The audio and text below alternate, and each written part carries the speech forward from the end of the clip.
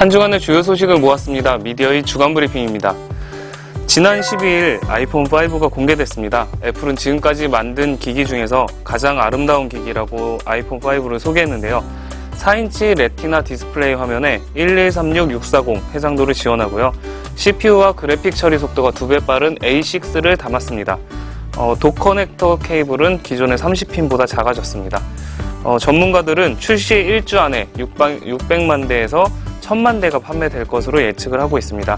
우리나라는 아쉽게도 1, 2차 출시국에는 들지 못했는데요. 일부 매체에서는 이달 아니면 다음 달에 출시된다고 하고 연말에 12월에 출시된다고 예측하는 곳도 있습니다. 이날 애플은 신형 아이팟 시리즈와 iOS 6, 아이튠즈 10.7을 함께 공개했습니다. 네, 다음 소식입니다.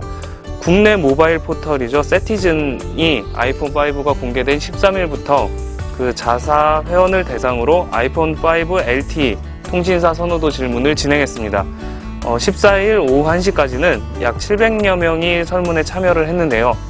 SK텔레콤을 선호하는 응답자가 41%고요. KT를 선택한 응답자는 28%로 집계가 됐습니다. SK텔레콤을 선호한 응답자는 LTE 네트워크 강점과 결합 할인 등을 이유로 들었습니다. 그리고 최근 KT에서 일어난 개인정보 유출이나 전산 장애 등을 이유로 꼽은 응답자도 있습니다. 다음 소식입니다. 삼성전자 갤럭시 S3의 가격이 17만원까지 떨어져서 한참 이슈가 됐었는데요.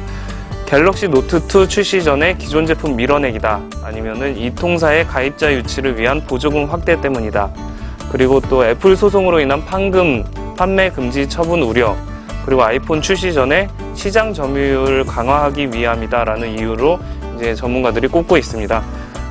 근데 모바일 리서치 업체죠. 오픈 서베이가 그 갤럭시 S3 구매자 대상으로 설문을 진행을 했는데요. 이번 가격 할인으로 인해서 삼성전자 갤럭시 브랜드의 신뢰도가 떨어졌다고 응답한 사람이 60%를 넘었다고 합니다. 삼성전자 입장에서는 좀 안 좋은 선택이 아니었나 그렇게 생각이 됩니다. 지난 5일이죠. 노키아가 윈도우 폰 8 기반의 전략 스마트폰 루미아 920을 발표를 했습니다. 4.5인치 화면과 스냅드래곤 S4 등 자랑거리가 많이 있었는데요. 출시를 하자마자 그 허위 광고 때문에 망신을 당했습니다. 논란의 중심은 광학식 손떨림 보정 기능인 퓨어뷰 기능인데요. 홍보 영상에서는 마치 루미아로 찍은 것처럼 이렇게 보여줬었는데 사실은 DSLR 카메라로 촬영을 한 거였습니다. 이게 네티즌에 의해서 밝혀졌기 때문에 논란이 됐는데요. 노키아는 이 기능을 보여주기 위한 것일 뿐이라고 해명을 했는데요. 한때 스마트폰 시장 1위를 달리던 노키아였는데 이제는 좀 안쓰러운 움직임까지 보이고 있습니다. 시장조사기관 가트너에 따르면요, 올해 사용자가 다운로드한 전 세계 모바일 애플리케이션 중에서 89%가 무료라고 예측을 했습니다. 또한 유료 애플리케이션 중에서는 0.99에서 2.99달러 사이의 애플리케이션이 87.5%를 차지했다고 발표를 했습니다. 애플리케이션 마켓 중에서는요, 애플 앱스토어가 전체 25%를 차지해서 점유율 1위를 기록을 했고요. 한편 올해 애플리케이션 다운로드 횟수는 총 456건을 돌파할 것이라고 전망을 했습니다. 교보문고가 한국판 킨들을 만든다고 밝혔습니다. 지난 13일에 이제 제품 이름 공모전을 시작을 했는데요.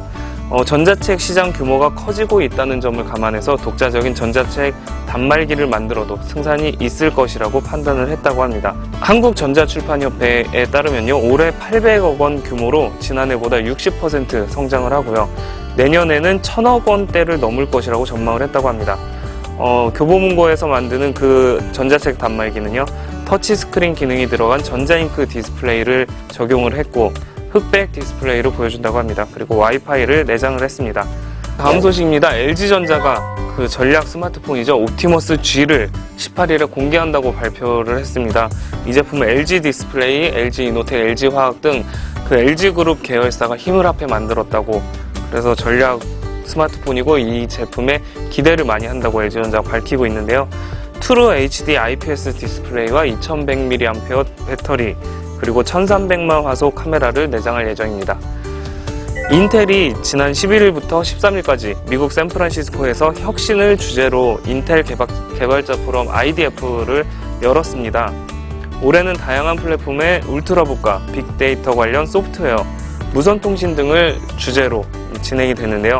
이 자리에서 인텔은 내년에 선보일 4세대 코어 프로세서 그 코드명 하즈웰과 그 터치스크린 기반 하이브리드 울트라보 그리고 무선 기술 등에 대해서 첫 선을 보였는데요. 또한 앞으로 10년 내에 5나노미터 공정을 구현할 것이라고 자신있게 말해서 그 화제를 낳았습니다. 니콘이 35mm 보급형 DSLR 카메라 D600을 발표했습니다. 이 제품은 FX 포맷 DSLR 카메라 중에서 가장 작고 가벼운 모델인데요.